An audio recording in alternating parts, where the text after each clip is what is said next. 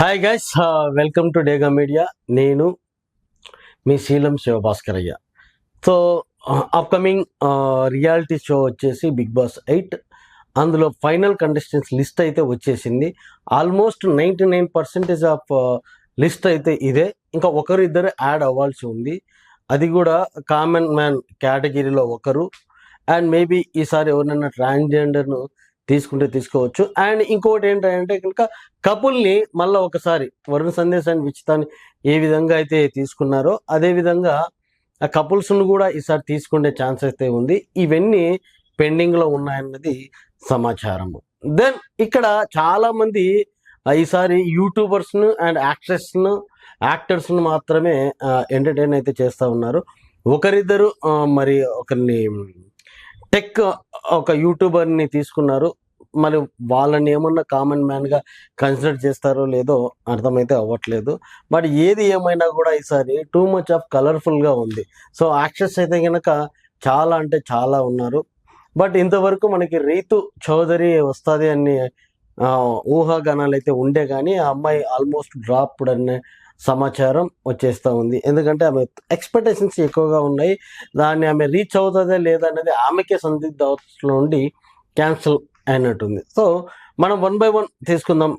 First వచ్చేసి మనము సాయి కిరణ్ ఒకప్పుడు హీరో అండ్ విలన్ కూడా కొన్ని సినిమాలు అయితే తీసినాడు. తర్వాత సీరియల్స్లలో మంచిగా సెటిల్ అయినారు. సో ఈయన గురించి మనం ఏం మాట్లాడుకోవచ్చు అంటే కనుక సీరియల్స్లో ఫాదర్ అండ్ ఫ్రెండ్ అండ్ బాబాయ్ క్యారెక్టర్లో నీట్గా చేస్తూ ఉన్నాడు. హౌస్లో ఒక పెద్ద మనిషి లాగా ఉండడానికి ఈయనకి చాలా అంటే చాలా ఆస్కారం అయితే ఉంది. పెద్ద మనిషి పాత్రనే ఈయన పోషిస్తాడు అన్న దాంట్లో సందేహమే లేదు. సెకండ్ పర్సన్ వచ్చేసి టెక్ ప్రసాద్. ఈయన యూట్యూబర్ యాక్చువల్లీ. సో యూట్యూబ్లో ఎన్నో క్రియేట్ చేసినాడు. ఏదైనా కొత్త విషయాలు మార్కెట్లోకి వస్తే technical side and short cut size and ఒక ఫోన్ వచ్చింది, దాంట్లో ఏమేమి ఫీచర్స్ ఉంటాయి, ఎలా చేసుకోవాలి, అండ్ గవర్నమెంట్ కొత్త స్కీమ్లు పెడితే దాని గురించి ప్రతి ఒక్క దాని గురించి కూడా నీట్గా క్లియర్ కట్గా సామాన్యుడికి కూడా అర్థమయ్యేలాగా ఎక్స్ప్లెయిన్ చేయగలిగిన వాడే ఈ టెక్ ప్రసాద్. అండ్ తర్వాత వచ్చేసి కిరాక్ ఆర్పి. మరి ఈ కాలంలో మనం చూసుకున్నట్లయితే కనుక కిరాక్ ఆర్పి చాలా కాంట్రవర్సీలోకి వెళ్తూ ఉన్నాడు. మరి ఎందుకు వెళ్తున్నాడో, అది ఏ స్ట్రాటజీ మీద వెళ్తున్నాడో, ఏమి ఆశించి వెళ్తున్నాడో అది తన పర్సనల్. బట్ మనకు ఒక కమీడియన్గా, ఒక యాక్టర్గా, ఒక క్రియేటర్గా అండ్ ఒక బిజినెస్ మ్యాన్గా మనకైతే బాగా తెలుసు.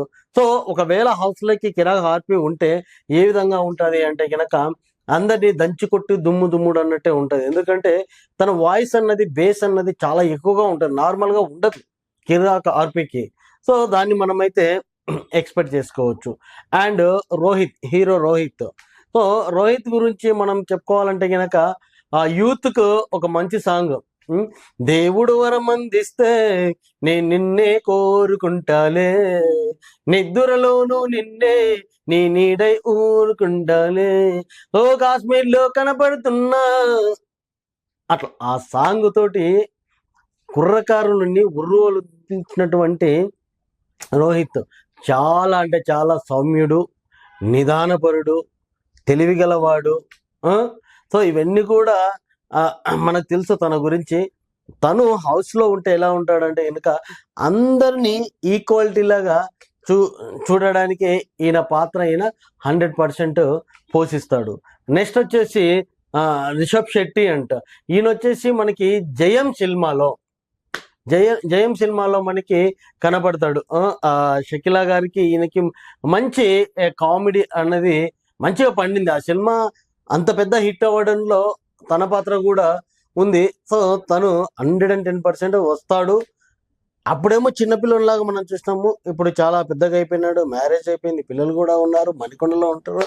సో తను వస్తే చాలా ఎక్కువ ఎంటర్టైన్మెంట్ అయితే ఇవ్వగలడు అన్నటువంటిది మనం తీసుకోవచ్చు. అండ్ యాక్సెస్లోకి మనం వెళ్ళినట్లయితే కనుక విష్ణుప్రియ. మీకు తెలుసు విష్ణుప్రియ వాట్ నాట్ అన్ని రకాలుగా ఎంటర్టైన్ చేయగలదు. అవసరమైనప్పుడు బోల్డ్గా కూడా చేయగలదు.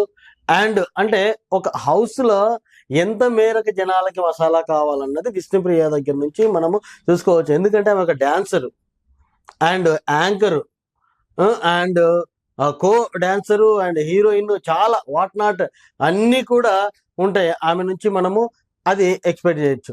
అండ్ సుహాసిని, ఇంకా సుహాస్ గురించి లాస్ట్ టైం మోనిత వచ్చింది, ఈసారి సుహాసిని వచ్చేస్తా ఉంది అన్నట్టు. అంటే వంటలక్క కంపల్సరీ వచ్చేస్తా ఉంది. ఈ వంటలక్కని ఎందుకు తీసుకున్నారా అంటే కనుక నాకు తెలిసి హౌస్ మొత్తానికి వంటలు వండడానికి బాగా పనికి వస్తుందని ఈ వంటలక్కని తీసుకున్నట్టున్నారు. అండ్ నెక్స్ట్ పర్సన్ వచ్చేసి ఇంకా ఏం చెప్పాలి, బర్రెలక్క. సిరి, ఈ బర్రెలక్క అంటే ఇప్పటి వరకు అంటే బర్రెలు కాసుకుంటూ వీడియోలు చేసుకుంటూ జనాలలోకి వచ్చింది.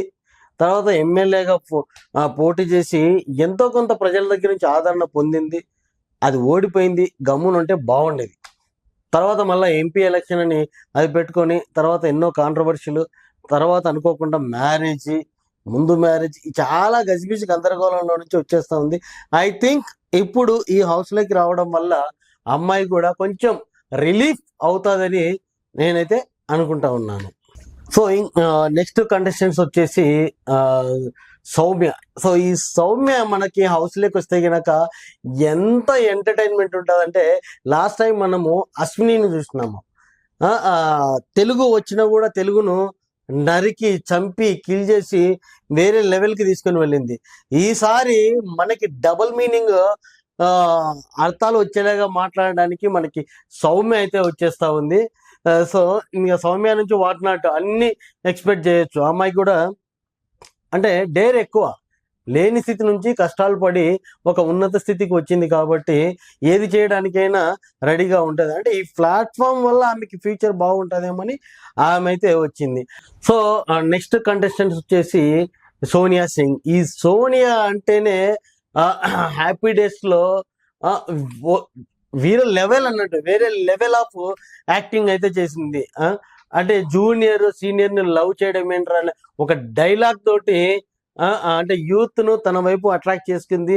And curly hair, and last టైమే రావాల్సింది మిస్ అయ్యి ఈ టైం అయితే వచ్చేస్తూ ఉంది. సో ఈమె గురించి కూడా మంచి వెయిటేజ్ ఉంది కాబట్టి కొంచెం నాలెడ్జ్డ్ ఉమెన్ అని మనము అనుకోవచ్చు. సో నెక్స్ట్ వచ్చేసి అందరికి అపరిచితుడు, సుపరిచితుడు, ఇష్టమైన వాడు డాన్సర్ పండు.